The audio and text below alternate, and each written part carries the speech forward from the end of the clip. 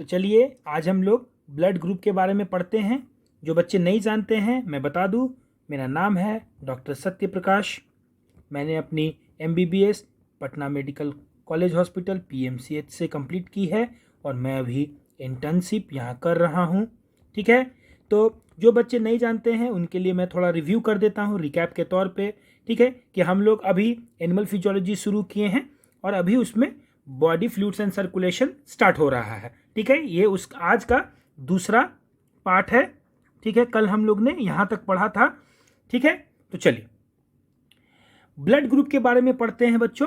Blood group क्यों important है आप लोग जानते हैं, क्योंकि आए दिन जब भी किसी का कोई एक्सीडेंट हो जाता है, रोड ट्रैफिक एक्सीडेंट हो जाता है, तो उसके बाद ब्लड ट्रांसफ्यूजन की ज़रूरत पड़ती है, ब्लड चढ़ाने की ज़रूरत पड़ती है। ठीक है, तो उसमें पूछा जाता है कि उस व्यक्ति को कौन सा ब्लड चढ़ाया जाए, A positive, B positive, O positive या AB पॉजिटिव। बहुत सारे ब्लड ग्रुप भी होते हैं। तो इसका ये सिग्निफिकेंस है कि हर एक व्यक्ति के अलग अलग ब्लड ग्रुप होते हैं। ठीक है, तो भाई ब्लड ग्रुप क्यों अलग अलग होते हैं इसके बारे में हम लोग इस सेक्शन में पढ़ेंगे। तो चलिए हम लोग पढ़ना शुरू करते हैं। जो बच्चे नए हैं ये इस चैनल को सब्सक्राइब कर लेंगे, ठीक है, ताकि हम लोग रेगुलर वीडियोस के अपडेट और नोटिफिकेशन पा सकें। ठीक है, तो चलिए, as you know blood of human beings differ in certain aspect the it appears to be similar. ठीक है, ऐसा कि आप जानते हैं कि ब्लड जो है ह्यूमन बींग का अलग अलग एस्पेक्ट में अलग अलग होता है, अलग अलग एस्पेक्ट के तौर पे, अलग अलग बेसिस पे वो अलग होता है। देखने में वो सिमिलर लगता है। अगर यहाँ पे मान लीजिए किसी कीड़े मकोड़े का खून और ह्यूमन का खून रख दिया जाए तो आप देख के ना पहचान पाएंगे कि ये कौन सा खून किसका है, ये ह्यूमन का है कि कीड़े मकोड़े का है, या आप नहीं पहचान पाएंगे। ठीक है, लेकिन तब पर भी इसमें बहुत अंतर होता है इन सर्टेन एस्पेक्ट। ठीक है, एस्पेक्ट मतलब क्या होता है, एस्पेक्ट मतलब रीजन। कई कारणों में बच्चे अलग अलग होता है। कारण, एस्पेक्ट मतलब कारण, बहुत सारे कारण में ये अलग अलग होता है। ठीक है, चलिए बहुत कारण में क्या क्या अलग होता है भाई। ठीक है, various type of grouping of blood has been done. बहुत तरह की ग्रुपिंग किए गए हैं ब्लड का। कैसे भाई, 2 सच ग्रुपिंग के नाम आपको मैं बता दूं, the ABO grouping and RH grouping. ठीक है, जो हम लोग में वर्ल्ड में बहुत कॉमन है। ठीक है, और सब भी बहुत ग्रुपिंग होते हैं। ठीक है, हम लोग को बेसिकली NCERT के तौर पे ABO और RH, जैसे कि अगर आप अपना ब्लड ग्रुप लिखे, सबसे मोस्ट कॉमनली अगर किसी व्यक्ति का पूछा जाता है तो क्या बोलते हैं, वो B पॉजिटिव। तो ABO के थ्रू उसका पता चला B है और RH के थ्रू पता चला कि उसका पॉजिटिव है।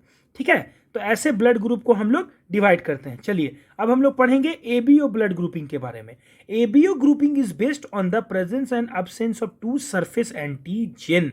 2 सरफेस एंटीजन, एंटीजन क्या होता है भाई, ऐसे chemicals that can induce immune response. ठीक है, कहाँ किस पे रहते हैं, on the RBC namely A and B। यानी कि अगर मैं यहाँ पे RBC का फोटो बना दूं तो इस पे ऐसे करके ये हो गए A वाले, ये हो गया A वाला बच्चा और ये हो गया B वाला। ये कहाँ है, पहली बात ये सरफेस पे है। ठीक है, ये इसका काम क्या है, ये देखिए रेड वाला जो है A हो गया और ये वाला जो हो गया B हो गया। इसके प्रेजेंस और अब्सेंस के आधार पे ABO ब्लड ग्रुपिंग होता है। सिंपल, आराम से समझ में आया। एंटीजन क्या होता है सर, एंटीजन वो होता है, वो ऐसा केमिकल, अगर आपके बॉडी में मैं एक इंजेक्शन बनाऊं, ठीक है, और इंजेक्शन में भर करके आपके बॉडी में उसे पंप करूं, ठीक है, ये आपके बॉडी हाथ है, यहाँ पे मान लीजिए ये हाथ में आपके दूं, ठीक है, तो इसके थ्रू क्या होगा, जैसे ही मैं इस केमिकल जिसका नाम एंटीजन है दूंगा तो उसके लिए बॉडी तुरंत क्या करेगा, इम्यून रिस्पॉन्स करेगा, तुरंत क्या करेगा, इम्यूनिटी डेवलप करने लगेगा।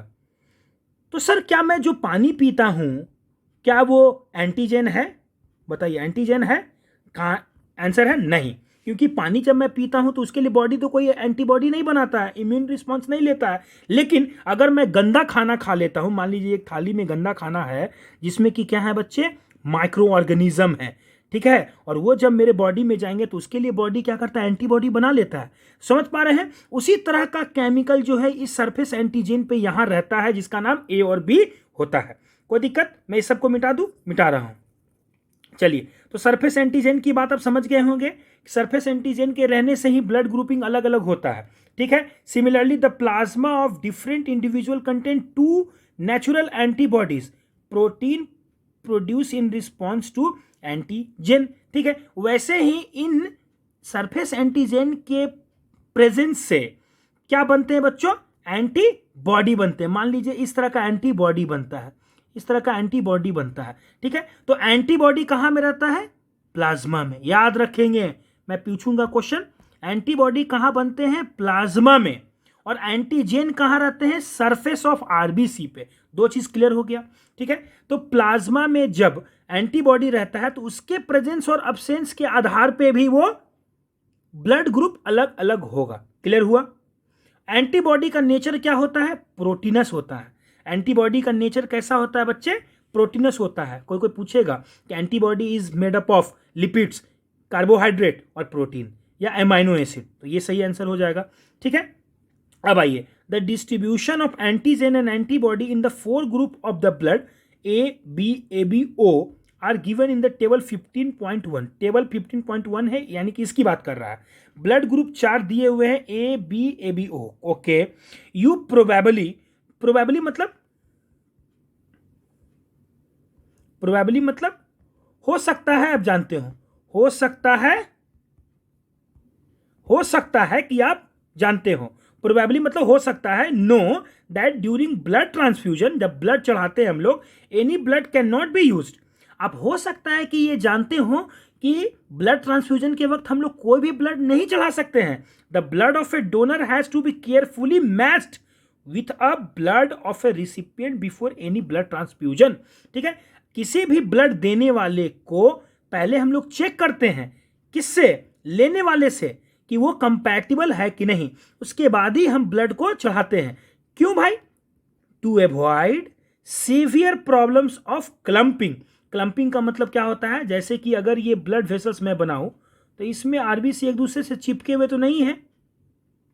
क्लम्पिंग का मतलब क्या होता है बच्चों, लिख लेंगे। क्लम्पिंग का मतलब क्या हुआ, चिपकना, ठीक है। आरबीसी जब चिपकने लगते हैं, कब, जब हम नॉन कंपैटिबल, यानी कि जैसा रिसिपिएंट का ब्लड ग्रुप नहीं रहता है और डोनर का अलग अलग हो जाता है, डोनर और रिसिपिएंट के अलग अलग ब्लड ग्रुप के होने से जब हम ब्लड ट्रांसफ्यूजन कर देते हैं, ब्लड चढ़ा देते हैं, तो उसके बाद रेसिपिएंट के आरबीसी जो है क्लम्प करने लगते हैं, सब इकट्ठा एक जगह हो जाएगा, ऐसे बन जाएगा, सब इकट्ठा एक जगह हो जाएगा बच्चों, ठीक है।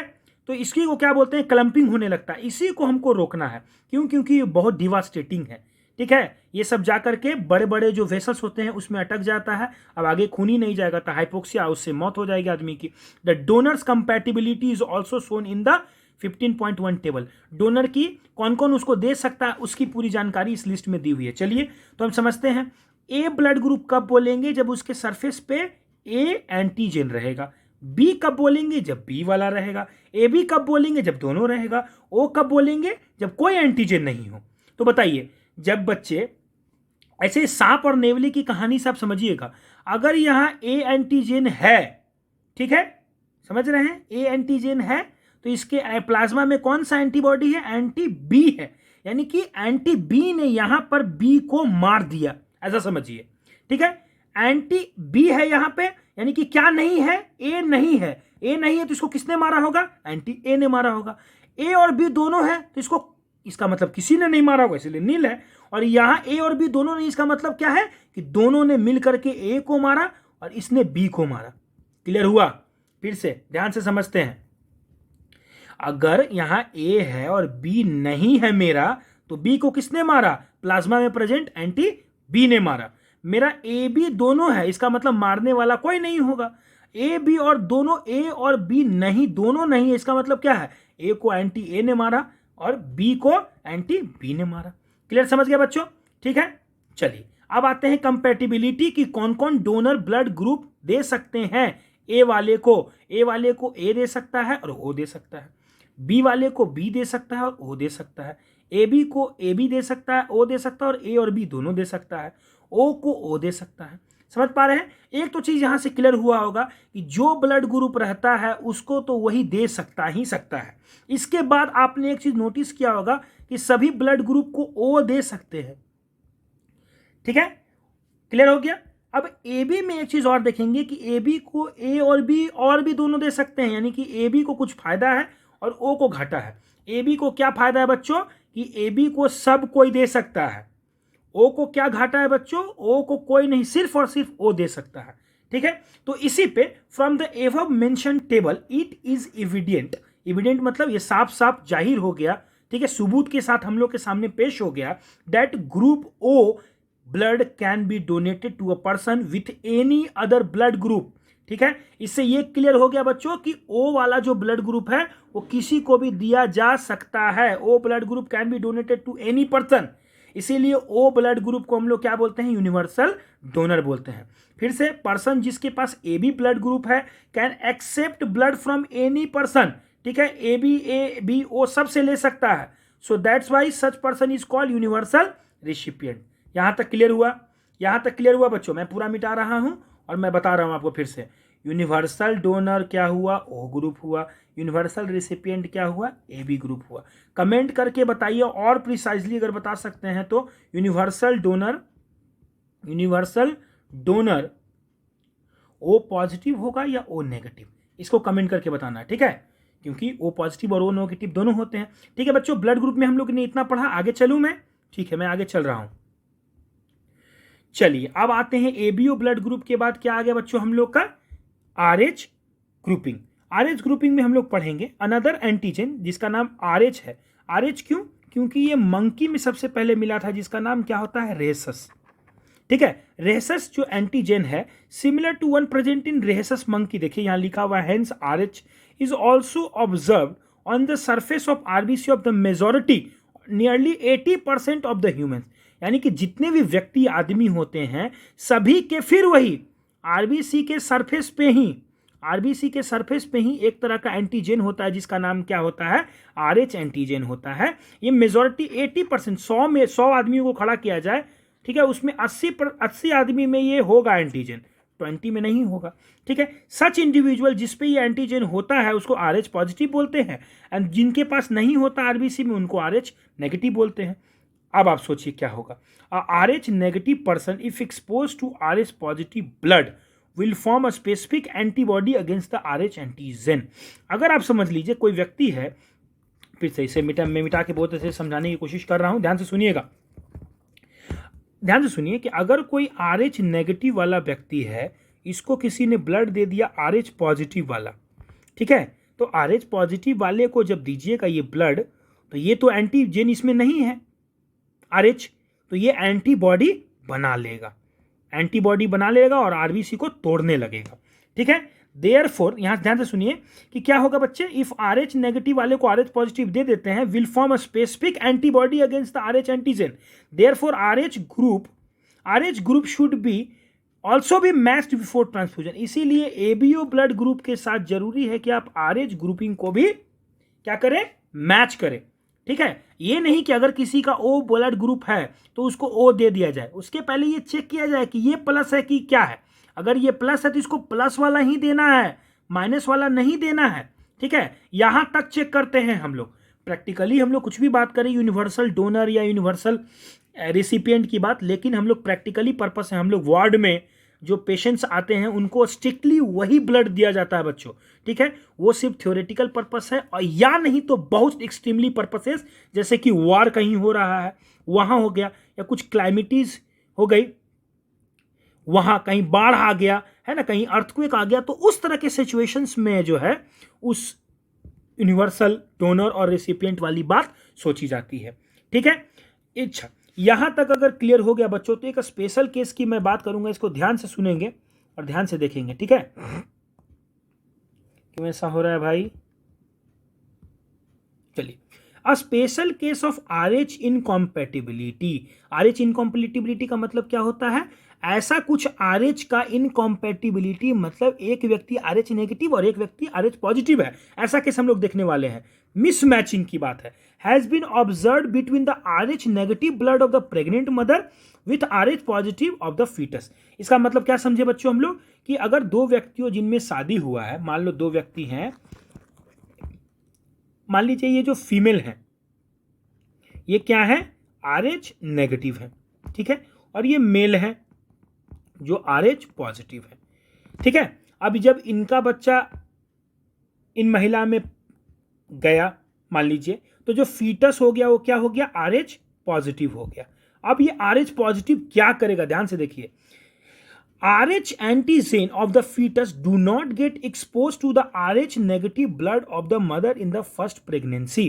क्योंकि ये जो बच्चे रहते हैं, आपको पता होगा एम्यूनिटिक कैविटी में रहते हैं, ठीक है, यूट्रस में रहते हैं, अंदर एक एम्यूनिटिक सील रहता है, तो उसको क्रॉस नहीं करते हैं। So that's why do not expose to RH negative blood of the mother, ठीक है, फर्स्ट प्रेगनेंसी में। लेकिन as the two bloods are get separated by placenta, placenta जो रहता है, प्लासेंटा समझ लीजिए कि अगर ये बेबी है तो ये प्लासेंटा से जो है ये अलग रहता है, ठीक है, ये प्लासेंटा है, प्लासेंटा के इधर मदर का खून, प्लासेंटा के बाद इधर बेबी का खून, ठीक है, तो प्लासेंटा बीच में एज ए बैरियर का काम करता, नहीं जाने देता है, RH नेगेटिव मदर का खून है वो बेबी में नहीं आ पाता है, ठीक है, ये मैं बता रहा था, ठीक है। तो फर्स्ट प्रेगनेंसी में क्या होता है, ये ब्लड जो रहता है इनका फीटस का, वो इससे सील्ड हो जाता है, किससे, प्लासेंटा से। ड्यूरिंग हाउएवर, लेकिन इसीलिए during the delivery of the first child there is a possibility of exposure of the maternal blood to the small amount of the RH positive blood from the foetus. अब जब बच्चा पैदा होता है, ठीक है, किसी भी तरह का डिलीवरी हुआ, चाहे नॉर्मल डिलीवरी हुआ, चाहे सीजेरियन हुआ, ठीक है, उसमें क्या होता है, कुछ ब्लड जो रहता है बच्चे का कहीं ना कहीं किसी न किसी माध्यम से ये चला जाता है अंदर माँ में, ठीक है। तो अब माँ जब उस बच्चे के खून को, यानी कि RH पॉजिटिव के खून को परसीव कर लेगी, in such cases the mother start preparing antibody against the RH antigen in her blood. यानी कि अब दूसरी बार, एक बार तो बच्चा पैदा हो गया, दूसरी बार ये जो है एंटीबॉडी बना के बैठा हुआ है। अब जब दूसरी बार, यानी कि सब्सिक्वेंट, अगली, सब्सिक्वेंट का मतलब क्या होता है, नेक्स्ट, ठीक है, सब्सिक्वेंट का मतलब क्या होता है बच्चे, नेक्स्ट जो प्रेगनेंसी में होगा, the RH antibody from the mother, RH negative can leak into the blood of the foetus and destroy the foetal RBC, ठीक है। इस बार जो है प्लासेंटा क्रॉस नहीं, प्लासेंटा जो है बचा नहीं पाएगा इस बच्चे को, ठीक है, यहां से एंटीबॉडी जमा हुआ है और यहां इसको मारने लगेगा। जब मारने लगेगा, डिस्ट्रॉय कर देगा फीटल RBC को, तो फीटस क्या हो जाएगा बच्चों, बताइए, ये फैटल कंडीशन है जिसमें फीटल का सभी जो है RBC टूटने लगेगा, और RBC टूटने के बाद क्या हो जाएगा, खून की कमी, जिससे सीवियर एनीमिया होगा और जॉन्डिस हो जाएगा। जॉन्डिस क्यों हो जाएगा, ये मैं थोड़ा जल्दी से बता देता हूं कि देखिए, कोई भी हीमोग्लोबिन जब टूटता है बच्चों, तो इसका बाई प्रोडक्ट होता है बिलीरुबिन। बिलीरुबिन के ही बढ़ने से जॉन्डिस हो जाता है, ठीक है, ये आप जानते होंगे, ठीक है। तो इन बच्चों में क्या होता है, सीवियर एनीमिया, खून की कमी और जॉन्डिस, क्योंकि बिलीरुबिन टूट के, हीमोग्लोबिन टूट के बिलीरुबिन बढ़ रहा है, ठीक है। इस तरह के बच्चों को क्या बढ़ते हैं, एरिथ्रोब्लास्टोसिस फ्यूटालिस। इसके 3 वर्ड हैं। फ्यूटालिस का मतलब क्या होता है, बच्चा, एरिथ्रो का मतलब क्या होता है, RBC, और ब्लास्टोसिस का मतलब होता है rapid increase in immature RBC।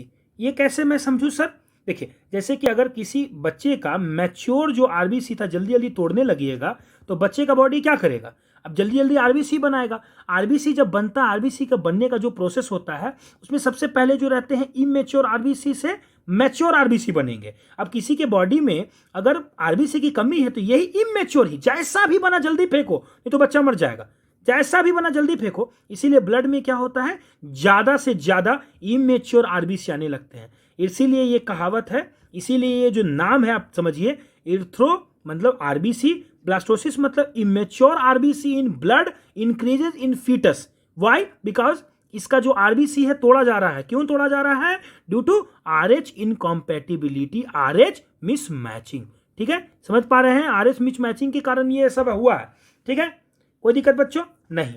तो दिस कैन बी अवॉइडेड, घबराने की बात नहीं है, इसे रोका जा सकता है।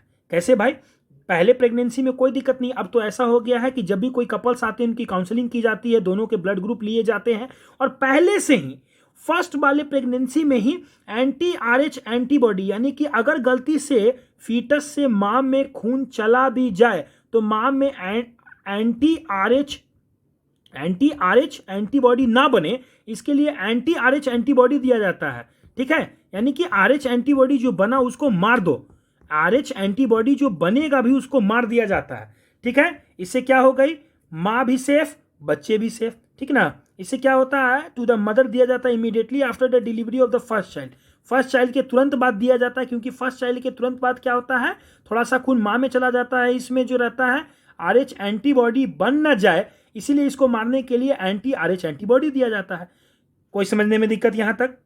चलूँ मैं आगे? ठीक, चलिए अब जल्दी से हम लोग चलेंगे बच्चों। कोगुलेशन, हमारे बॉडी में खून क्यों जमता है, कैसे जमता है, जमना क्यों चाहिए, कटने पे अगर कोगुलेशन नहीं होगा तो क्या दिक्कत हो सकता है।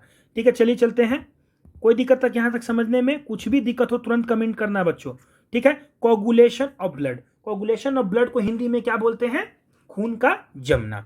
ठीक है, you know that when you cut your finger और hurt yourself, your wound does not continue to bleed for a long time. यानी कि आप जानते होंगे कि जब अपने फिंगर कभी गलती से कट गया या जानबूझ के अगर कोई काटता है, ठीक है, तो आपके खून जो है बहुत देर तक ब्लीड नहीं करते रहेंगे। Usually the blood stop flowing after some time, और खून कुछ देर बाद रुक जाएगा। Do you know why? क्या आप जानते हैं क्यों ऐसा होता है? यस, थोड़ा तो हिंट लग रहा है कि नहीं? कोगुलेशन, ब्लड एग्जिबिट कोगुलेशन और clotting in response to any injury of trauma. Blood का एक खासियत है बच्चों, ब्लड को अगर कहीं भी ब्लड वेसल में डिसकंटिन्यूटी दिखता है, चोट लगा हुआ दिखता है, तो यहाँ क्या होता है, कोगुलेशन चालू हो जाएगा। क्या हो जाएगा बच्चों? यहाँ कोगुलेशन सीलिंग प्रोसेस चालू हो जाता है। अगर बताइए आपके घर में अगर कोई पाइप का नेटवर्क है, ठीक है, अगर आपके घर में पाइप का नेटवर्क है, समझ रहे हैं, और यहाँ अगर आपको पता चल गया कि नहीं मेरे यहाँ जो है पाइप में टूटा हुआ पानी गिर रहा है, तो पापा तुरंत प्लम्बर को बुला देते हैं, है कि नहीं, कि ताकि इसको सील किया जा सके, जल्दी से सील कर दो। तो वैसे ही हमारे ब्लड वेसल्स में अगर इंजरी होगा, ब्लड वेसल्स में अगर इंजरी होगा बच्चों, समझ लीजिए, तो इसको सील करने के लिए किसको बुलाएंगे हम लोग? किसको बुलाएंगे बताइए? ब्लड को। क्यों? क्योंकि ब्लड जो है एग्जिबिट करता है कोगुलेशन। अब थोड़ा सा कोई मुझे बताए कि इसमें कौन मदद करने वाला है? बताइए, एक प्रोटीन बताइए जो प्लाज्मा में रहते हैं, एफ से नाम होता है, बताइए बताइए। Very good, fibrinogen helps in clotting. F से ही क्या है? फैक्टर्स, फैक्टर्स भी मदद करते हैं बच्चों, जिसका नाम क्या रहता है? Clotting factors. ठीक है, clotting factors helps in this coagulation. चलो मैं फिर से बता देता हूं अच्छे से, और डीप में यहां पे लिखा हुआ है, this is mechanism, this is a mechanism to prevent excessive blood loss from the body. बताइए हमारा बॉडी कितना अच्छा है, उसको पता है कि चलो चोट लग गया, पाइप टूट गया, लेकिन अब उसे सील भी करना है। ठीक है, ये मैकेनिज्म कितना खूबसूरत है। इसीलिए मैं बोलता हूँ कि प्रकृति के जो भी नियम है वो बहुत शानदार है। आप प्रकृति को बहुत नज़दीक से जब देखेंगे तब आपको बायोलॉजी से प्यार होगा, जूलॉजी से प्यार होगा, बॉटनी से प्यार होगा। ठीक है, एक बार आप बाहर निकल के तो देखें, जब पेड़ पौधों को देखेंगे तो खुद के बारे में जानेंगे कि कितना विस्तृत हमारा ये ह्यूमन बॉडी है। You would have observe a dark reddish brown scum formed at the site of cut, ठीक है, और an injury over a period of time. जब आपका पैर छिल जाता था बच्चों, याद होगा आपको, लाल लाल लाल लाल लाल लाल लाल कुछ कुछ घाव जैसा हो जाता था वहाँ पे, जिसके कोई कोई बच्चे उसे पील आउट कर देते थे, ठीक ना, तो खून बहने लगता था। वो जो पपड़ी था, पपड़ी जैसा जो जम जाता था, वो क्या है? वो कुछ नहीं, ब्राउन स्कम है कि नहीं? ये क्या है एक्चुअली? एक तरह से coagulated RBC. It is nothing but a clot और coagulum formed mainly of a network of thread called fibrin. देखिए, सबसे पहले अगर यहाँ कहीं डिसकंटिन्यूटी होता है तो सबसे पहले जो है क्या दिया जाता है? धागा, यानी कि धागा जैसा कोई चीज़ दिया जाता है। मान लीजिए यहाँ कोई मेरा इतना बड़ा छेद हो गया, सबसे पहले मैं क्या करूँगा? ऐसे ऐसे धागा दूंगा, धागा जैसा कुछ कुछ बिछा दूंगा ऐसे ऐसे, ठीक है, ताकि इसके ऊपर से कुछ रखूँ तो रुक जाए। ठीक है, वही जो धागा है उसको क्या बोलते हैं हम लोग? फिब्रिन बोलते हैं। ठीक है, in which dead and damage formed element, और इसी में जो है फॉर्म्ड एलिमेंट, कौन फॉर्म्ड एलिमेंट? फॉर्म्ड एलिमेंट क्या होते हैं बच्चों बताइए? फॉर्म्ड एलिमेंट कौन मदद करता है कोगुलेशन में? मैंने बताया था, ठीक है, यहाँ पे जो फॉर्म्ड एलिमेंट वगैरह होते हैं, सेल्स जो होते हैं, आके ऐसे ऐसे ऐसे ऐसे ऐसे ऐसे ऐसे ऐसे एक दूसरे पे पूरा घेर लेते हैं। ठीक है, तो पूरा एरिया क्या हो जाता है? सील हो जाता है। ऐसे ऐसे घेर लेगा अगर, तो ये देखिए कुछ देर बाद आपको नहीं लग रहा है, ऐसे क्लॉट बन जाएगा। ठीक है, समझ में आया? ऐसे क्लॉट बन जाता है। तो ये जो बना ये किसकी मदद से बना बच्चों? फॉर्म्ड एलिमेंट की मदद से। ठीक है, इसमें फंस जाते हैं और ट्रैप हो जाते हैं। Fibrin are formed by the conversion of inactive fibrinogen in the plasma by the enzyme thrombin. Thrombin नाम के एक एंजाइम है जो फिब्रिनोजेन को फिब्रिन में कन्वर्ट करते हैं। ये ब्लू वाला जो धागा था वो क्या था बच्चों? फिब्रिन था। इसको कौन एंजाइम एक्टिव करता है? Thrombin. Thrombin in terms are formed from another inactive substance present in the plasma called prothrombin. देखिए, कहीं भी अगर बायोलॉजी में प्रो आता है किसी नाम के पहले, तो मोस्ट प्रोबेबली क्या होता है? वो इनएक्टिव फॉर्म होता है। क्या होता है? इनएक्टिव फॉर्म होता है, ये याद रखेंगे। ठीक है, बायोलॉजी में प्रो आने का मतलब, प्रो मतलब पहले। ठीक है, प्रिमिटिव चीज की बात हो रही है। तो ये जो थ्रोम्बिन है वो किससे बनता है? प्रोथ्रोम्बिन से। एंड एंजाइम कॉम्प्लेक्स होते हैं बच्चों। क्या होते हैं? एंजाइम के कॉम्प्लेक्सेस होते हैं जो इस पूरे कैस्केड में मदद करता है, पूरे जो सीरियली ये जो चल रहा है कोगुलेशन उसमें मदद करता है। And enzyme complex thrombokinase is required for the above reaction. किसमें? प्रोथ्रोम्बिन को थ्रोम्बिन में कन्वर्ट करने में। प्रोथ्रोम्बिन को थ्रोम्बिन करने में कौन मदद करता है? थ्रोम्बोकाइनेज। ठीक है, एक चीज तो आपको पता ही होगा, किसी के नाम में एज लगता है तो वो एक एंजाइम होता है बच्चों। ठीक है, फिर मैंने बाद में ही बताऊंगा कि काइनेज का मतलब क्या होता है। काइनेज का मतलब ऐसा एंजाइम जो कि फॉस्फेट जोड़ता हो। कहीं क्या जोड़ता हो? फॉस्फेट जोड़ता हो। ठीक है, तो यानी कि ये जो एंजाइम है क्या करता है? प्रोथ्रोम्बिन पे फॉस्फेट जोड़ करके उसको क्या बना देता है? थ्रोम्बिन, एक्टिव फॉर्म बना देता है। ठीक है, मैं मिटा रहा हूं। समझ में आ गया? This complex is formed by the series of linked enzyme reaction known as cascade process involving a number of factors present in the plasma in an inactive state. क्या बोल रहा है बच्चों? ये जो कोगुलेशन की प्रक्रिया है ये एक स्टेप की नहीं है, ये एक series of linked enzymatic reactions है। मतलब एक सीरीज ऑफ रिएक्शन, ये से एक चीज से ये बनता है, ये चीज इसको एक्टिव को इनएक्टिव करता है, ये जो एक्टिव चीज है फिर इसको इनएक्टिव को एक्टिव करेगा, ये चीज जो है फिर इसको इनएक्टिव को एक्टिव करेगा। ऐसे करके पूरा सीरीज वाइज जब बनता है अंतिम में, तब ये कोगुलेशन करवाता है। ऐसे कोगुलेशन होता है। Coagulation is a serial process, series of reactions, not a single step process. ठीक है, involving a number of factor present in the plasma. Plasma में ही जो फैक्टर प्रेजेंट हो तो उसके यूज करते हैं। एन इंजरी और a trauma stimulated the platelets in the blood to release certain factor which activate the mechanism of coagulation। ठीक है, जो इंजरी होता है ब्लड में, इंजरी अगर हो गया कहीं पे मान लीजिए, तो हमारे ब्लड के जो प्लेटलेट्स हैं वो एक्टिवेट कर देते हैं बहुत सारे मैकेनिज्म को, बहुत सारे फैक्टर को, कि भाई जल्दी से कोगुलेशन करवाओ। प्लेटलेट वही आदमी है जो घर में लगते हुए आग को सबसे पहले देखता है और सबसे पहले सबको जाके उठाता है। ठीक है, ठीक है, आगे चलते हैं। Certain factor released by the tissue eight the site of injury also can initiate coagulation. ठीक है, कभी कभी क्या होता है, मान लीजिए हाथ है, ये हाथ में चोट लग गया, हाथ में जब चोट लगा तो यहां से भी कुछ ऐसे सब्सटेंसेस निकलते हैं जो कि कोगुलेशन को थोड़े से इनिशिएट करते हैं। ठीक है, इसमें आपको याद होगा कि अगर किसी आयंस की बात करें तो कैल्शियम आयन का बहुत बड़ा रोल है क्लॉटिंग में। क्यों? क्योंकि कभी भी कुछ भी चीज़ की जब एक्टिवेशन होती है, मान लीजिए क्या बोलते हैं, प्रोथ्रोम्बिन से थ्रोम्बिन अगर बन रहा है तो thrombokinase enzyme plus calcium use होता है बच्चों। इसीलिए कैल्शियम का जो है इंपॉर्टेंट रोल है क्लॉटिंग में। समझ में आ गया होगा? मैं मिटा रहा हूं। ठीक है, तो इतना अगर मैंने समझाया तो आपको थोड़ा बहुत तो समझ में आया होगा कोगुलेशन क्या होता है। कोगुलेशन अगर बताइए दूध से दही बन रही है तो क्या ये कोगुलेटेड हो रही है? कोगुलेशन है? यस, ये कोगुलेशन है। चलिए हम लोग आगे चलते हैं। यस, हम लोग ने 2 पेज ऑलमोस्ट कंप्लीट कर लिया है। अब मैं आराम से लिम्फ पढ़ाऊंगा, थोड़ा सर्कुलेटरी पाथवे के बारे में बता दूंगा। ठीक है, थोड़ा अगर सर्कुलेटरी पाथवे के बारे में बता दूंगा तो बचेगा क्या हम लोग का? ह्यूमन सर्कुलेटरी सिस्टम बच जाएगा।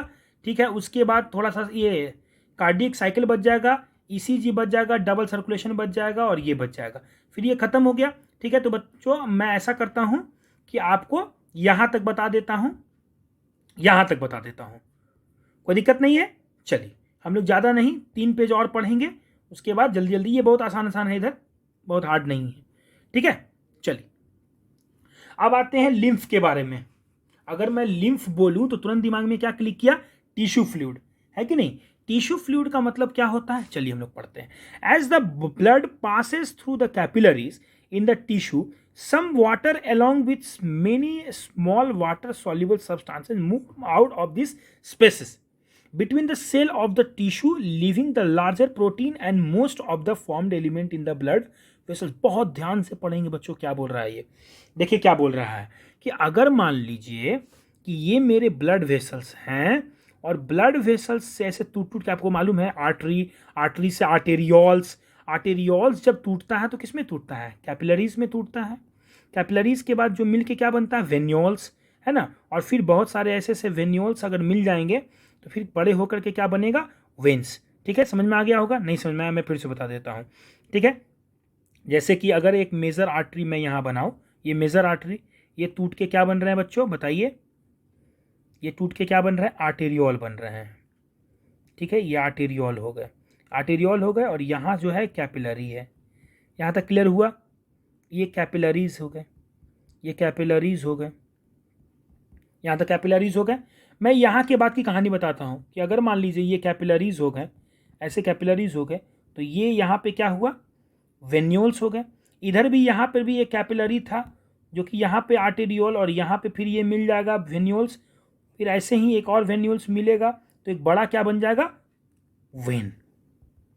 ठीक है, अगर सीरियली बोला जाए ऊपर से लेके नीचे तक, तो सबसे पहले क्या बनता है, आर्टरी, आर्टरी के बाद क्या बनता है, आर्टेरियोल्स, फिर क्या बनता है बताइए, जल्दी बताइए क्या बनता है, यहाँ पे ये कौन सा जगह है, ये कैपिलरीज। कैपिलरीज के बाद क्या बनता है, जल्दी बताइए, बोलिए, ये क्या बना था यहाँ, यहाँ वेन्यूल्स, छोटे वेन्स को वेन्यूल्स बोलते हैं, और बहुत सारे वेन्स मिल जाएंगे तो क्या बनेंगे, वेन्स। कोई दिक्कत, आर्टरी, आर्टेरियोल, कैपिलरीज, वेन्यूल्स और वेन्स ऐसे बनते हैं। ठीक है बच्चों, चलिए, तो ये क्या बोल रहा है, ध्यान से सुनिएगा, ये क्या बोल रहा है, बहुत प्यारा चीज बोल रहा है बच्चों। मैं इसे मिटा देता हूं, देखिए क्या बोल रहा है, कितना प्यारा पढ़ाई है ये लिम्फ के बारे में। लिम्फ बहुत बच्चों को नहीं समझ में आता है क्या होता है, ध्यान से सुनिएगा मेरी बात। अगर ये आर्टेरियोल से ये कैपिलरी में ब्लड आया, ठीक है, और यहां आकर के ये क्या था, यहां मेरा क्यों था, यहां क्यों कैपिलरी बना, क्योंकि इसके बगल में क्या है बच्चों, यहां पे मेरा टिश्यू है, टिश्यू को सप्लाई करना है ऑक्सीजन या कुछ न्यूट्रिएंट्स। तो यहां जब मेरा ब्लड लेके आया आर्टेरियोल, तो फिर क्या हुआ, यहां पे कैपिलरी के पास से कुछ कुछ चीजें निकली। क्या निकली भाई, वही बता रहा है कि सम वाटर अलोंग विथ, कुछ पानी, पानी निकलता है यहाँ पे, वाटर निकला, plus many water soluble substances, और कुछ वाटर सॉल्युबल सब्सटेंसेस भी निकल गए, वाटर सॉल्युबल सब्सटेंसेस कुछ निकल गए। अच्छा, move out on the spaces between the cells, और ये सेल्स के बीच में यहाँ पे जो पानी है वहां निकल के बैठ गया, आ गया। ठीक है, और इसमें क्या हुआ कि इसके अंदर ये कौन चीज नहीं निकल पाया, लार्जर प्रोटीन्स नहीं निकल पाए। जो ब्लड में लार्जर लार्जर प्रोटीन थे, कौन कौन प्रोटीन याद होगा, एल्बुमिन, ग्लोबुलिन, फिब्रिनोजेन वगैरह नहीं निकल पाए, और छोटे छोटे जो वाटर सॉल्युबल चीज है वो निकल गई। ठीक है ना, यहां से कैपिलरी के पास से। ठीक है, समझ में आ गया होगा। ठीक है, तो मेनली जो है, जो कि प्रोटीन्स हैं, फॉर्म्ड एलिमेंट है, सब अंदर ही रह गए, बाकी जो ब्लड में वाटर में जो सॉल्युबल चीजें हैं वो बाहर निकल गई। क्लियर, कुछ पानी और पानी में सॉल्युबल चीजें बाहर निकल जाती हैं। ठीक है, अब आगे पढ़ते हैं। It is the same mineral distribution as that in plasma. ठीक है, ये जो फ्लूइड बाहर निकल जाता है बच्चों, ये जो पानी निकल जाता है, इसी पानी को क्या बोलते हैं, इंटरस्टिशियल फ्लूइड बोलेंगे, टिश्यू फ्लूइड बोलेंगे, और इसकी जो मिनरल डिस्ट्रीब्यूशन होती है सेम होती है प्लाज्मा से। इसका क्या मतलब होता है कि मिनरल भी निकलता है, इसका मतलब क्या हुआ कि मिनरल भी निकलता है। ठीक है, एक्सचेंज ऑफ न्यूट्रिएंट्स और gases between the blood and the cell always occur through this fluid. ठीक है, और यही पानी जो बाहर लेके निकला था, यही पानी ना मेन चीज लेके निकला था, वाटर निकला था, वाटर में सॉल्युबल सब्सटेंसेस निकले थे, ऑक्सीजन निकला था, ये सब क्योंकि सेल को जरूरत है, यही फिर देता है उसको। ठीक है, अब ये चीज आपके दिमाग में आ रहा होगा, ये जो पानी निकल गया ये फिर कैसे इसमें आएगा, तभी ना शरीर को फिर पानी की जरूरत नहीं पड़ेगी, उसी को पंप बैक करते रहेगा। अगर ये नहीं अंदर घुसा तो बहुत दिक्कत हो जाएगी।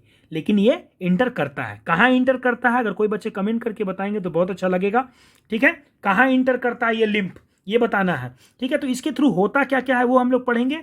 एक्सचेंज ऑफ न्यूट्रिएंट्स, गैसेस, ये सब यहाँ पे होता है बिटवीन ब्लड एंड सेल इस फ्लूइड से। एक इलोबोरेट नेटवर्क है वेसल्स का जिसको कि लिम्फेटिक वेसल्स बोलते हैं। Collect this fluid and drain back to the major veins. Answer तो यहाँ बताया हुआ है।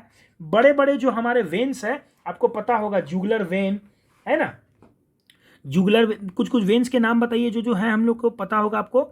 जुगुलर वेन जो गले में होता है, ठीक है, या ब्रैकियोसेफेलिक वेन, ब्रैकियोसेफेलिक वेन जो बड़े बड़े वेन्स हैं हमारे। अगर ये मालूम, ये मैं बताऊं कि आदमी है तो गले के पास आपने वेन्स देखा होगा, ठीक है, या इधर वेन्स एक जाता है उसको, ये सब वेन्स जो होता है इसमें लिम्फेटिक वेसल जो होता है अपना ला करके जो लिम्फ है वो ड्रेन कर देता है। ठीक है, कोई दिक्कत नहीं।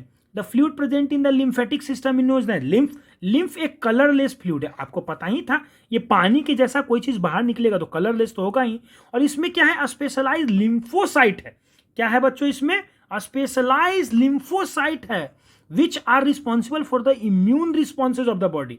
और आपको पता ही है कि लिम्फोसाइट का काम क्या रहता है, इम्यून रिस्पॉन्स रहता है। Lymph is also an important carrier of nutrients. ठीक है, लिम्फ क्या कैरी करता है, न्यूट्रिएंट्स कैरी करता है, हार्मोन्स कैरी करता है। ठीक है, fat are absorb through the lymph in the lacteal present in the intestinal villi. Fat जो होते हैं, जैसे कि अगर मान लीजिए मैं बताऊं कि ये इंटेस्टाइन है जहां आपने खाना खाया, ठीक है, तो आपका खाना ऊपर से आ रहा था ऐसे ऐसे, और यहाँ एक विलाई है। विलाई का मतलब ऐसे फिंगर लाइक प्रोजेक्शंस हैं आपके बॉडी में। ठीक है, तो यहाँ पे क्या रहते हैं, लिम्फ रहते हैं, लिम्फ के वेसल्स रहते हैं। तो ये अगर ये आपका फैट है तो फैट कहीं नहीं घुसेगा, जहां लिम्फ है वहीं घुसता है। ठीक है, ऐसा समझने के लिए समझिए। Fat are observe through the lymph in the lacteal present in the intestinal villi. Intestinal villi में जो लैक्टियल है उसमें प्रेजेंट जो लिम्फ होते हैं इस फैट को अंदर खींच लेते हैं, और आपको मालूम होगा बाद में काइलोमाइक्रोन बना करके ऊपर लेके जाते हैं। ठीक है, एब्जॉर्ब हो जाता है। ठीक है, इस तरह से हम लोग ने लिम्फ की चर्चा कर ली। ठीक है, ब्लड की चर्चा कर ली और वाटर की चर्चा कर ली। वाटर, ब्लड और लिम्फ यानी कि मेरा जो तीनों बॉडी फ्लूइड है उसकी चर्चा हो गई। ये मेरा क्या ऑब्जेक्टिव था आपने जानते हैं कि हमको पढ़ना है बॉडी फ्लूइड्स के बारे में और मैकेनिज्म के बारे में कि हमारे बॉडी में क्या क्या मैकेनिज्म है। तो चलिए मैं इसे मिटा देता हूं। ठीक है, और हम लोग अब पढ़ेंगे किसके बारे में बच्चों, अब हम लोग पढ़ेंगे सर्कुलेटरी पाथवे के बारे में। ठीक है, सर्कुलेटरी पाथवे कितने तरह के होते हैं सर, ये बताइए। सर्कुलेटरी पाथवे जो होते हैं दो तरह के होते हैं, ओपन और क्लोज। ओपन सर्कुलेटरी सिस्टम क्या होता है सर, ओपन सर्कुलेटरी सिस्टम पहले तो मैं बता दूं ऑर्थोपोडास यानी कि मेनली इंसेक्ट्स और मोलस्क्स यानी कि स्नेल्स वगैरह जो होते हैं, समझाने के लिए मैं बोल रहा हूं, स्नेल्स वगैरह में होते हैं। In which blood pumped out of the heart passes through the larger vessels in the open spaces और बॉडी कैविटी कॉल्ड साइनेसेस। मतलब अगर ये ब्लड यहां से पंप हुआ आर्टरी के थ्रू तो यहाँ कैपिलरी में आता तो है और ये यहाँ पे स्पेस में खुल के निकल जाता नाली के जैसा, ये फिर पंप बैक नहीं होता, ऐसी कोई रचना इसमें नहीं होती है। इस तरह के सर्कुलेटरी सिस्टम को ओपन सर्कुलेटरी सिस्टम कहते हैं।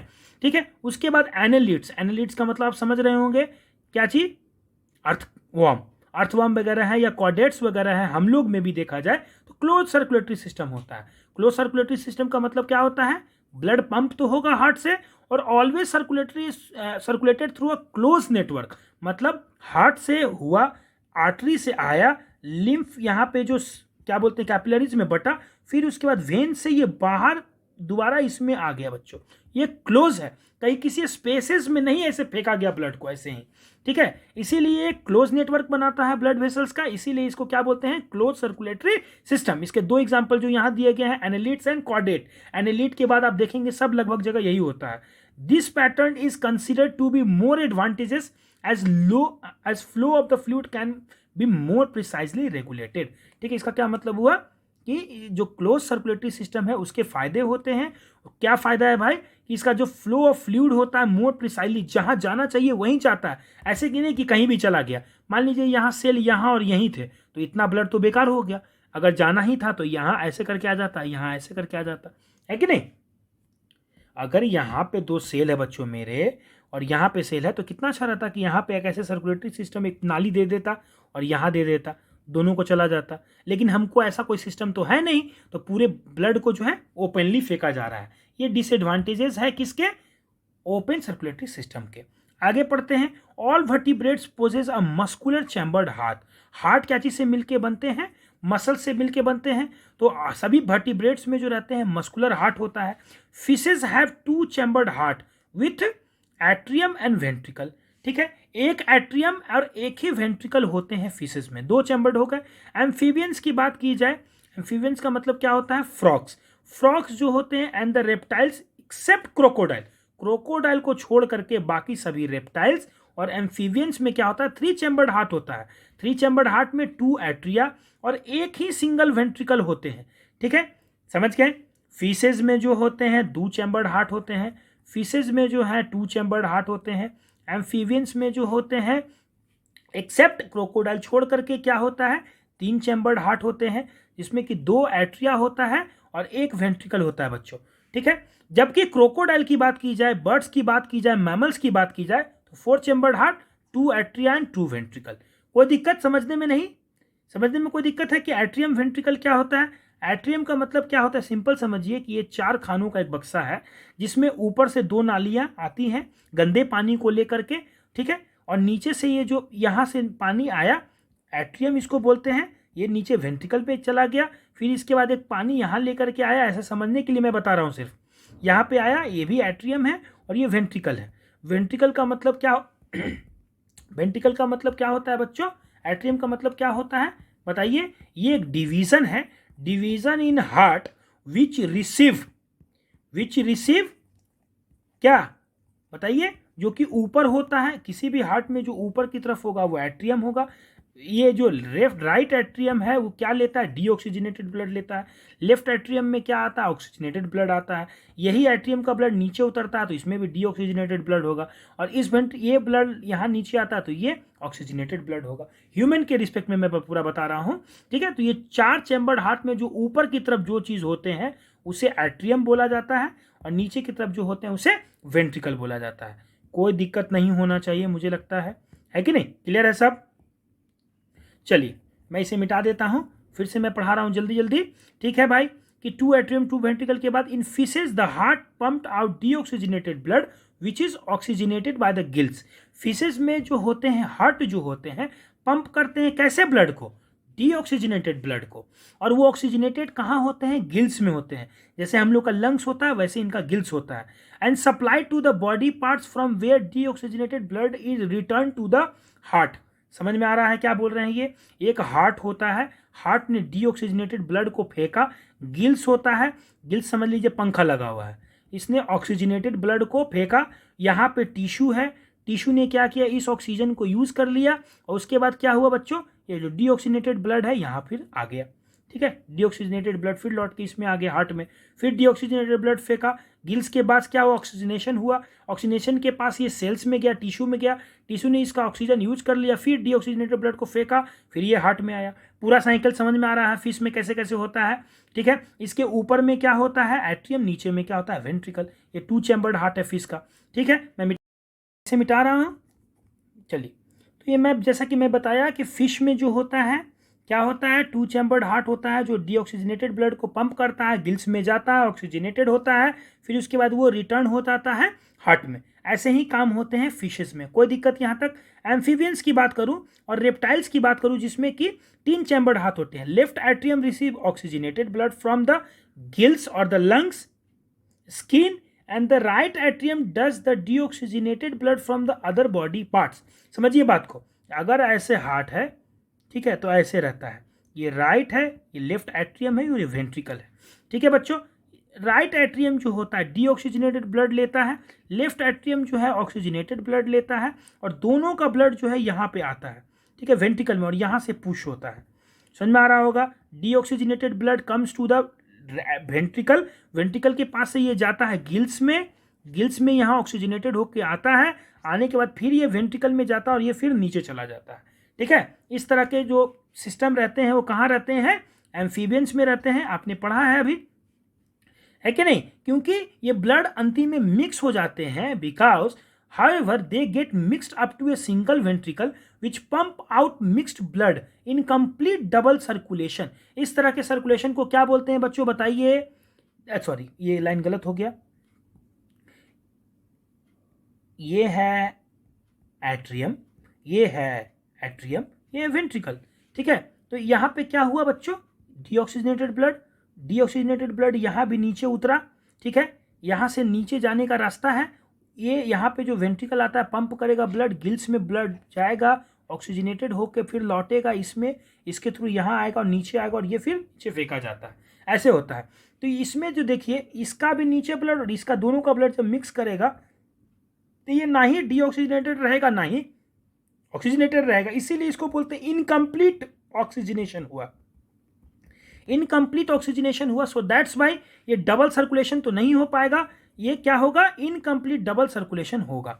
इन बर्ड्स और मैमल्स की बात की जाए, ऑक्सीजनेटेड एंड डीऑक्सीजनेटेड ब्लड कभी नहीं मिलते हैं, ठीक है। ये अलग अलग वेंट्रिकल से पास होते हैं और अलग अलग साइड ही रहते हैं। कैसे, अगर बात की जाए अपने हार्ट की, तो अपने हार्ट को समझाने के लिए एकदम एट्रियम, एट्रियम, वेंट्रिकल, वेंट्रिकल, यहाँ से डीऑक्सीजनेटेड ब्लड आया, नीचे उतरा, यहाँ से मैं समझाने के लिए बता रहा हूँ कि यहाँ से ऐसे ही नीचे निकला, ये लंग्स में गया, लंग्स में ऑक्सीजनेटेड होकर के यहाँ पे आ गया एट्रियम में, एट्रियम से फिर ये नीचे उतरा और यहाँ से जो है पूरे बॉडी में जाता है। समझ में आया? कहीं ये बताइए, ये डीऑक्सीजनेटेड ब्लड, डीऑक्सीजनेटेड ब्लड, ये लंग्स में गया, ये oxygenated blood, oxygenated blood, oxygenated blood, कहीं मिल रहा है? इस साइड पूरा डीऑक्सीजनेटेड ब्लड, इस साइड पूरा ऑक्सीजनेटेड ब्लड, कहीं नहीं मिल रहा है दोनों ऑक्सीजनेटेड और डीऑक्सीजनेटेड। तो ये एक तरह का कंप्लीट डबल सर्कुलेशन है, ठीक है, कंप्लीट डबल सर्कुलेशन है, ठीक है। याद रखेंगे बच्चों, ये किस तरह का सर्कुलेशन है, कंप्लीट डबल सर्कुलेशन है, कंप्लीट डबल सर्कुलेशन होता है, ठीक है। इसमें कोई मिक्सिंग नहीं होती है। In birds and mammals oxygenated and deoxygenated blood never क्या बोलते हैं, receives by the left and right atria respected pass it to the ventricles of the same side के वेंट्रिकल से पास करते हैं।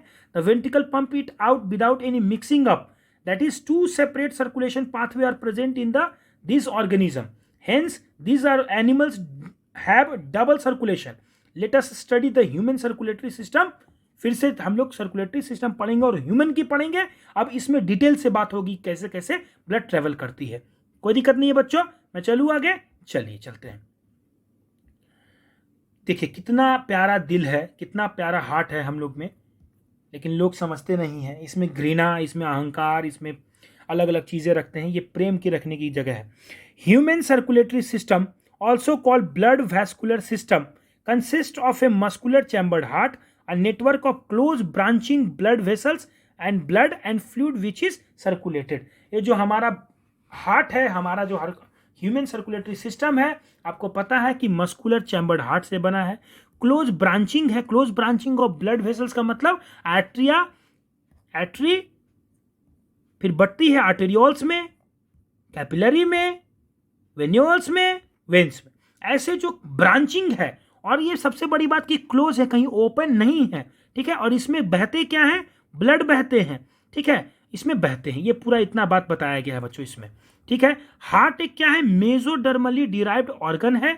मेसोडर्मली सर क्या होता है, तो समझने के लिए समझते हैं कि अगर ये बॉडी है हमारा, समझिए, ठीक है, तो ये तीन तरह की चीज़ है, ठीक है बच्चों। देखिए ध्यान से समझिएगा कैसे समझा रहा हूं मैं। अगर मान लो कि ये कोई हैंड है, ध्यान से समझिएगा, अगर मान लीजिए कि ये कोई हैंड है, यहां से मैं कट कर रहा हूं और इसको ऊपर से आप देखने की कोशिश कर रहे हैं, यहां आंख है आपका, और इधर से कट करके इस हाथ को यहां से कट करके दिखाने की कोशिश कर रहा हूं, ठीक है। तो इसके अंदर में आपको पता चलेगा कि ये हड्डी वाला उजला उजला पोर्शन यहां लाल लाल लाल रहेगा, ठीक है। उसके बाद कैसा कलर रहेगा बच्चों, देखिए बड़ा अच्छा मैं चूज करके आपको बताता हूँ। ये कलर, ये कलर, ये इस कलर का मेरा क्या रहेगा, मसल्स रहेगा, यहाँ पे मसल्स रहेंगे इस तरह के कलर। मेरा ड्राइंग बहुत गंदा है, बहुत ज़्यादा ही गंदा है, ठीक है, लेकिन कोई दिक्कत नहीं है, मैं कोशिश करूँगा और अच्छा बनाने का। देख रहे हैं मसल्स ऐसे हो गए। और स्किन का कलर कैसा होता है, चलो काला ही बना देता हूँ मैं, #Black Lives Matters, ठीक है। ऐसा अगर बच्चे बनाएंगे और प्यारे प्यारे, आप तो बहुत अच्छे बनाते हैं ड्राइंग। ठीक है, इसमें 3 चीज़ें हम मुझे दिख रही हैं, एक अंदर की तरफ चीज़, एक मिडिल में और बाहर में। तो बॉडी में कोई भी चीज़ें जो होती हैं वो 3 चीज़ों से मिलके बनती हैं। अंदर वाली चीज़ को बोलते हैं इंडोडर्मल चीज़, इंडोडर्मल ऑर्गन, इंडोडर्मल लेयर से बना हुआ चीज़। मिडिल वाला जो चीज़ मिलके बनता है उसको बोलते हैं मेसोडर्मल ऑर्गन। ठीक है, और बाहर वाले को क्या बोलते हैं? इक्टो। वर्ड ही है हमारे पास 3। इक्टो मतलब बाहर, मेजो मतलब मिडिल में, इंडो मतलब अंदर। बताइए, अगर मैं बोलूं इक्टो पैरासाइट, तो मतलब एक पैरासाइट की बात हो रही है, एक मच्छर की बात हो रही है, एक ऐसे चीज की बात हो रही है जो कि कहाँ है? बाहर की तरफ। तो इक्टो वर्ड कहीं भी आएगा बायोलॉजी में तो बाहर, मेजो मतलब बीच में, इंडो मतलब अंदर। ठीक है, समझ में आ गया? तो ये जो हार्ट है, एक हार्ट जो है मिडिल वाले बॉडी के पार्ट से निकला हुआ है। So that's why it is मेसोडर्मली derived origin. It is situated in the thoracic cavity. Thoracic cavity का मतलब क्या होता है बच्चों? देखिए, अगर ये लंग्स है,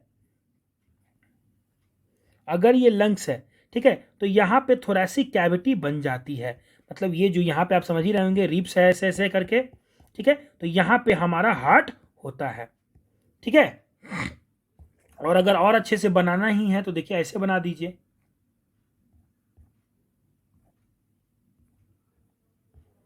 दिख रहा होगा बच्चों? देखिए यहां पे इस कोने में मेरा क्या है? यहां पे हार्ट हो गया बीच में, इस कैविटी में प्रेजेंट रहता है।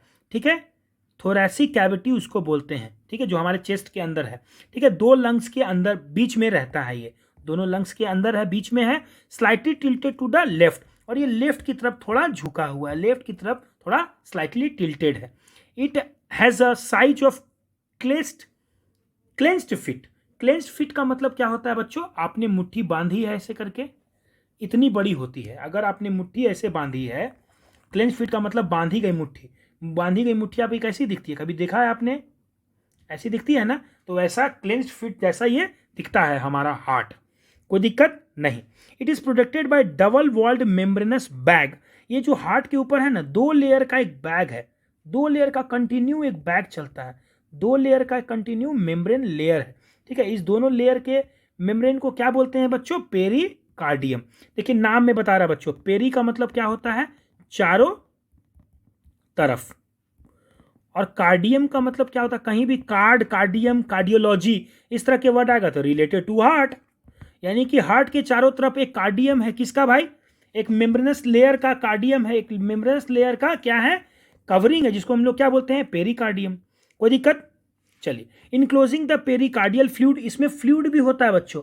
इसके मतलब इसके अंदर क्या होते हैं? फ्लूइड होते हैं। आपको पता ही है, कोई अगर इंपॉर्टेंट चीज इतना रखे हुए हैं तो हम शॉक एब्जॉर्बर तो देंगे ना भाई। इसमें अगर चोट बाहर से एक घूसा कोई मार भी दे तो ये फ्लूइड जो है एज ए शॉक एब्जॉर्बर का काम करे, है कि नहीं? तो इसीलिए वो दिया जाता है। Our heart has 4 chamber. दिख रहा है? एक चैम्बर ये है, एक चैम्बर ये है, एक चैम्बर ये है, एक चैम्बर ये है, 4 चैम्बर है।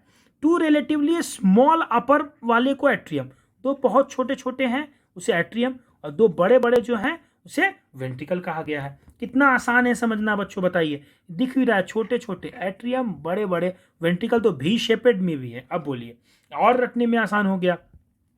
इसलिए मैं बोलता हूँ बायोलॉजी रटने की चीज़ नहीं है, समझने की चीज़ है।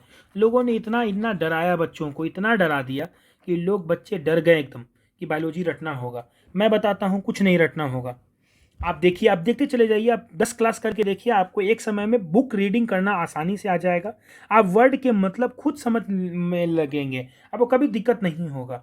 ठीक है, तो 2 रिलेटिवली मतलब अगर दोनों में अंतर किया जाए, दोनों को कंपेयर किया जाए तो इसके अनुपात में ये बहुत छोटा होगा। सो दैट्स वाई यहाँ रिलेटिवली वर्ड लिखा हुआ है। एक एक वर्ड का मतलब समझिए। Relatively with respect to what? Ventricle. Ventricle के रिस्पेक्ट में एट्रियम जो है बहुत छोटा है। ठीक है, समझ में आ गया? 2 relatively small upper chamber called atria and 2 larger lower chamber is known as ventricle. A thin muscular wall called the inner inter atrial septum separate the right and the left atrium. Inter का मतलब क्या होता है बच्चों? 2 अलग अलग चीजें, ऐसे समझे? ठीक है, इंटर का मतलब 2 अलग अलग चीजें, 2 अलग अलग बेसिकली। अगर मैं बोलूं इंटर कास्ट, तो समझ में आ रहा होगा, दो अलग अलग कास्ट के बीच में। अगर मैं बोलूं इंटर रिलीजन, तो मतलब दो अलग अलग धर्मों के बीच में। मैं अगर बोलूं इंटरनेशनल फ्लाइट, दो अलग अलग नेशंस के बीच में जो फ्लाइट उड़ रहा है उसे मैं क्या बोलूंगा, इंटरनेशनल फ्लाइट बोलूंगा।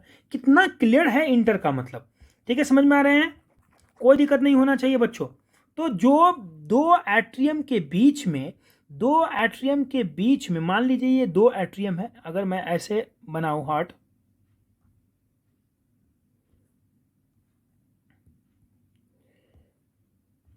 ये जो एट्रियम, यहां पे एट्रियम है ना, ये वेंट्रिकल है।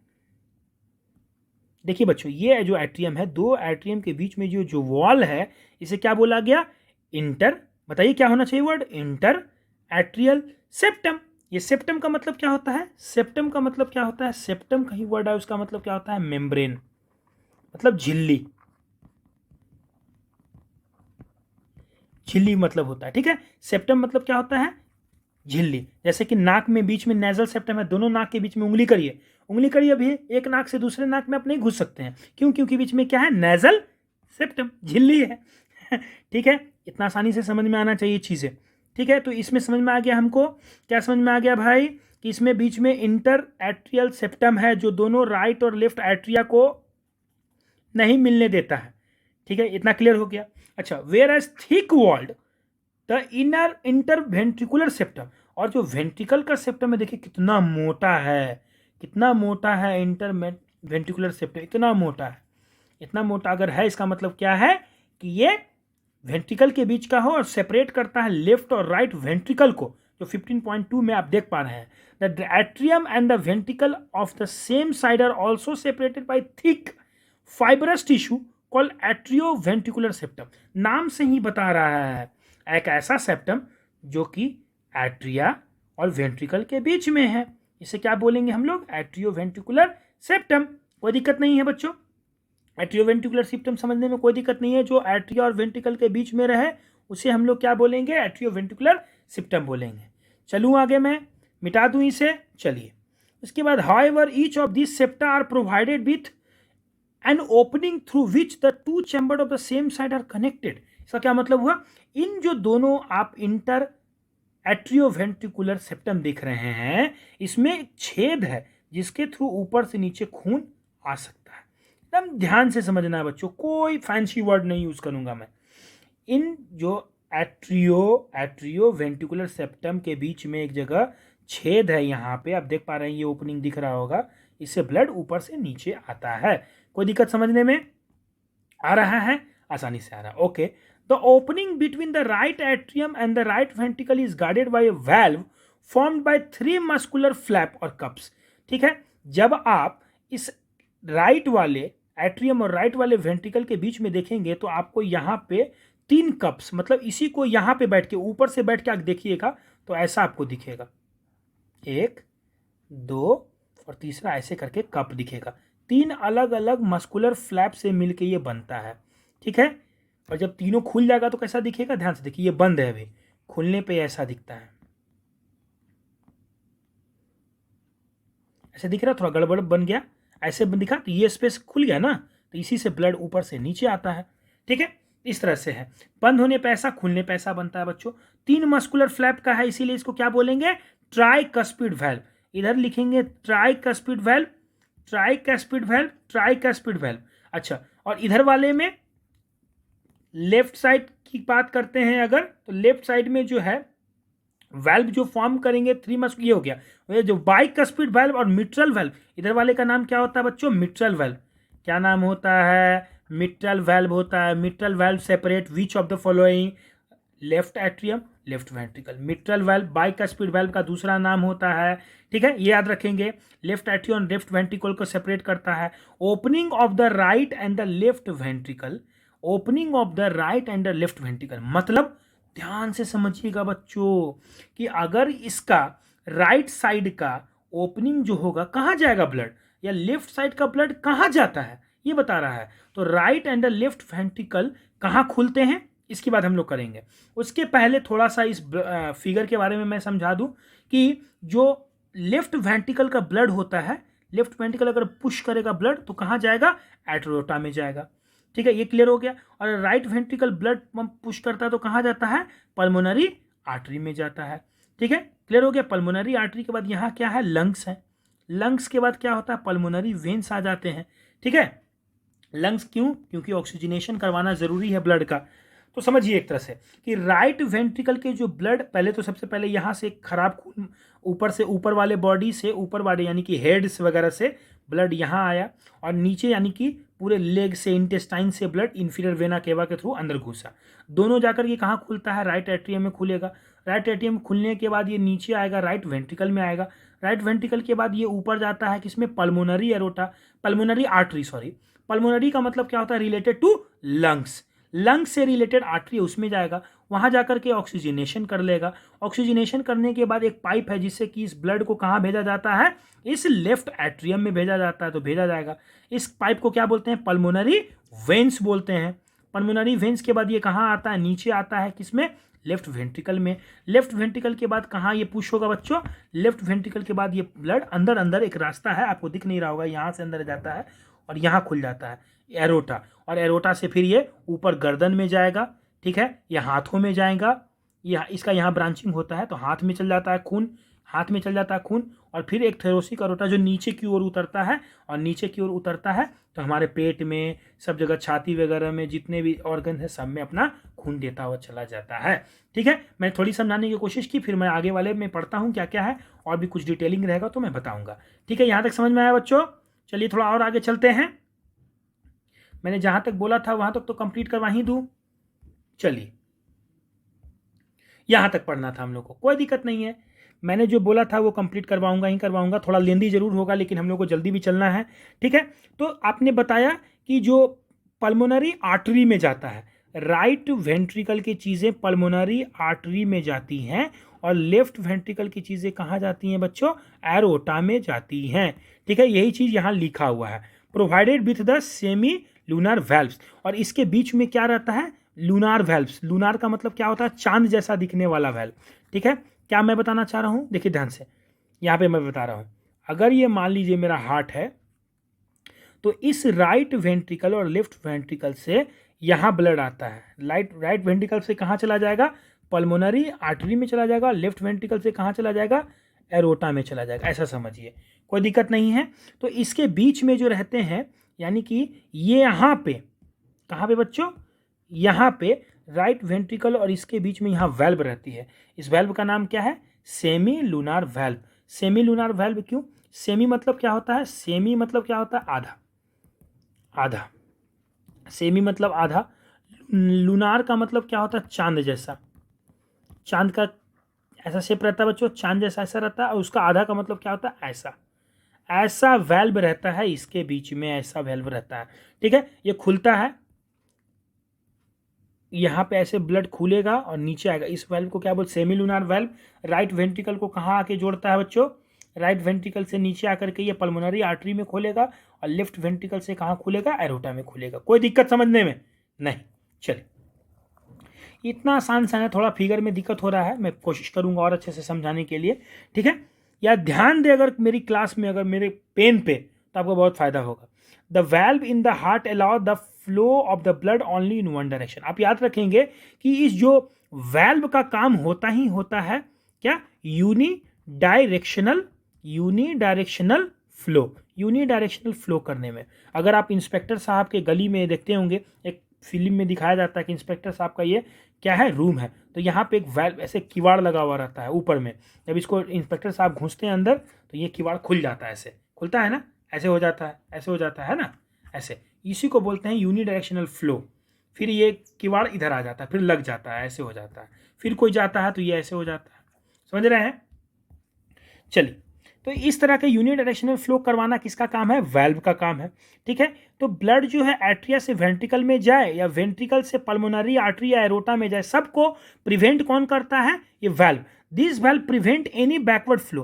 बैकवर्ड फ्लो का मतलब क्या होता है बच्चों, कि अगर मैंने एट्रिया से ऊपर, एट्रिया से मान लीजिए कि ये एट्रिया है, राइट एट्रिया और राइट वेंट्रिकल है, तो अगर मैंने ऊपर से ब्लड फेंक दिया नीचे, ठीक है, तो ये फिर इधर ना जाए, एक ही डायरेक्शन में ऊपर से नीचे आए, क्योंकि जब लेफ्ट राइट वेंट्रिकल पंप करेगा ब्लड कहाँ, पल्मोनरी आर्टरी में ब्लड पंप करेगा, तो ये ऐसे बम्प करेगा तो ये ऊपर की ओर ना जाए, ये कहने का मतलब है। ठीक है, समझ में आ रहा होगा। चलिए डायरेक्शन हम लोग लगा लेते हैं। कोई दिक्कत नहीं है बच्चों, थोड़ा अभी दिक्कत है, लेकिन हाँ दिक्कतों से हम लोग को लड़ना है। ठीक है, बिना लड़े कुछ नहीं मिलता है बच्चों, याद रखिएगा। ठीक है, these valve prevent any backward flow, यहाँ तक हम लोग पढ़ लिए थे। The entire heart is made up of cardiac muscle, ये जो हार्ट है हमारा किस मसल से बना है, क्योंकि हमने पढ़ा कि ये मस्कुलर होता है तो कार्डियक मसल से बना है। The wall of ventricle are much thicker than the atria, क्या आपने ध्यान दिया था पिछले बार फोटो में कि वेंट्रिकल जो है बड़े मोटे मोटे इसके हैं, देखिए कितना मोटा इसका वॉल है, और वहीं देखिए एट्रियम का कितना पतला वॉल है, देख रहे हैं। ठीक है, आगे चलते हैं भाई, ये बताया तो। Special cardiac musculature called the nodal tissue, अब यहाँ नोडल टिश्यू की बात हो रही है। नोडल टिश्यू का मतलब क्या होता है, देखिए यहाँ ध्यान से, नोडल टिश्यू का मतलब होता है ये पीला पीला जो आपको दिख रहा है नोड है, यानी कि तारे लगी हैं, घर में जैसे तारे बिछी रहती हैं हम लोग की, वैसे ये तारे हैं, यहाँ स्विच बोर्ड्स हैं। ठीक है, इसे साइनो एट्रियल नोड्स बोलते हैं। साइनो एट्रियल नोड्स क्यों बच्चों, बताइए क्यों, क्योंकि यहाँ पे साइनसेस हैं और एट्रियल का यहाँ पे क्या है, जंक्शन है। एट्रियो वेंट्रिकुलर नोड्स क्यों, एवी नोड्स क्यों, क्योंकि एट्रियम और वेंट्रिकल के बीच में है। ठीक है, इसीलिए इसे एवी नोड्स बोला जाता है, नाम है बस। ठीक है, तो ये जो नोडल टिश्यूज होते हैं, यानी कि इलेक्ट्रिकल वायरिंग होती है, पूरे हार्ट में डिस्ट्रीब्यूट रहती है। ठीक है, a patches of the tissue is present and the right upper corner of the right atrium is called as sino atrial node. बताया मैंने कि ऊपर में रहता, another mass of the tissue is seen in the lower left corner of the right atrium. आप देखिए right atrium जो है उसके, अगर राइट एट्रियम मैं ऐसे बनाऊं तो इसके ऊपर वाले जो पोर्शन में उसको क्या बोलते हैं, एसे नोड बोलते हैं, और नीचे और लेफ्ट साइड की ओर जो एक यहाँ पे नोड है उसे क्या बोलते हैं, एवी नोड बोलते हैं। कोई दिक्कत, चलिए। A bundle of nodal fibre atrioventricular bundle continues from the AV node which passes through the atrioventricular septa to emerge on the top of the interventricular septum and immediately divide into the right and the left bundle। देखिए क्या बोल रहा है बच्चों, ये बोल रहा है कि ये जो एसे नोड है इसके अंदर वायरिंग है, आपको दिख नहीं रहा होगा, यहां तक आ गया वायरिंग के बाद यहाँ के बाद जो ये बंडल बनता है इसे क्या बोलते हैं, बंडल ऑफ हिस, इसी को एवी बंडल बोलते हैं। और ये फिर कहाँ पे किसमें इमर्ज हो जाता है, ये इंटरवेंट्रिकुलर सेप्टम के बीच में है, और ये बढ़ जाता है और दोनों तरफ जो वेंट्रिकल है उसमें चला जाता है। ठीक है, दोनों तरफ ये चला जाता है, ऐसे ऐसे इसके मसल्स में बच्चों एकदम वायरिंग जैसा बिखर जाता है। ठीक है, समझ में आ गया, वही बोल रहा है कि इमर्जेज दोनों मिल करके बट गए राइट और लेफ्ट बंडल में, और ये ब्रांचेज जो होते हैं give rise to minute fibres throughout the ventricular musculature to respective side and are called Purkinje fibre. ये जो है यहाँ जो मैंने बताया कि फाइबर जो आपको दिखाई कैसे से बढ़ जाते हैं, इसी फाइबर्स को क्या बोलते हैं, पुरकुंजे फाइबर्स। कौन से फाइबर्स बच्चे, पुरकुंजे फाइबर, पुरकुंजे वैज्ञानिक का नाम है पुरकुंजे फाइबर। ठीक है, पुरकुंजे फाइबर हो गया। चलिए, the nodal musculature has the ability to generate action potential without any external stimuli. ध्यान से समझिए क्या बोल रहा है बच्चों। ठीक है, ये जो आपके स्विचेज हैं, ये स्विचेज जो हैं बिना किसी के दबाए हुए अपने आप दबते हैं, अपने आप एक रिदमिसिटी रहती है, एक इंटरवल पे वो दबते रहते हैं, और दब के इलेक्ट्रिकल कंडक्टिविटी को, इलेक्ट्रिकल सिग्नल को नीचे की ओर फ्लो करवाते हैं। कोई दिक्कत, ये इसीलिए इसको क्या बोला, अपने आप दबते हैं, इसीलिए इसको क्या बोला जाता है, ऑटो एक्साइटेबल। अपने आप इसमें electrical signal via action potential, मैं बताऊंगा एक्शन पोटेंशियल क्या होता है। एक्शन पोटेंशियल का भी आप समझिए कि ये अपने आप दबने वाला स्विच है जिससे इलेक्ट्रिकल सिग्नल्स नीचे आते हैं, नीचे आकर के ये मस्कुलर चैम्बर में जाते हैं वाया पुरकुंजे फाइबर, और ये फिर पंप करेगा दोनों ओर से, बम पंप करके ये ब्लड को ऊपर फेंकता है। ठीक है, समझ में आया। However, a number of action potential that could generate in a minute vary at different parts of the nodal system। क्या बोल रहे हैं बच्चों कि अलग अलग सिस्टम, जैसे कि यहाँ पे आप देख पा रहे होंगे कि एसे नोड है और एवी नोड है, तो एसे नोड अलग अलग एक्शन पोटेंशियल जनरेट करता है 1 मिनट में। एक्शन पोटेंशियल ऐसे नोड कितना जनरेट करता है? 70 से 75 बार जनरेट करता है।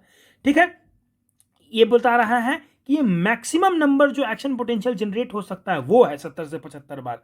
ठीक है, and is responsible for the initiating and maintaining the rhythmic contractility activity of the heart. Heart में जो एक रिदमिसिटी है कॉन्ट्रैक्टाइल एक्टिविटी की, वो रिस्पॉन्सिबल है इसके लिए। मैक्सिमम नंबर जो होता है 70 से 75 बार हमारा दिल धड़कता है, वो इसी कारण से क्योंकि जो ऐसे नोड है, ऐसे नोड जो है वो 70 से 75 बार क्या है, स्विच के जैसा on off on off on off होता है। ठीक है, एक्शन पोटेंशियल जनरेट करता है और वो फाइबर्स के थ्रू, वो वायर के थ्रू वेंट्रिकल को पंप करवाने का काम करती है। Therefore it is called pacemaker. इसीलिए ऐसे नोड को पेसमेकर बोलते हैं। पेसमेकर किसे बोलते हैं बच्चों? 5 बार बोलेंगे। पेसमेकर बोलते हैं ऐसे नोड को, पेसमेकर बोलते हैं ऐसे नोड को, पेसमेकर बोलते हैं ऐसे नोड को। इसीलिए आवर हार्ट नॉर्मली बीट 70 से 75 times in a minute, on an average 72 beats per minute. चलिए बताइए, पेसमेकर किसे कहते हैं? ऐसे नोड को। पेसमेकर किसे कहते हैं? ऐसे नोड को। कोई दिक्कत? पुरकुंजे फाइबर्स किसे कहते हैं? वो जो ऐसे नोड से एवी नोड की तरफ आता है, एवी नोड से नीचे आकर के बढ़ता है और उसके बाद वेंट्रिकल्स के वॉल में जाकर के ये जो बढ़ जाता है फाइबर्स, इसे बोलते हैं हम लोग पुरकुंजे फाइबर्स।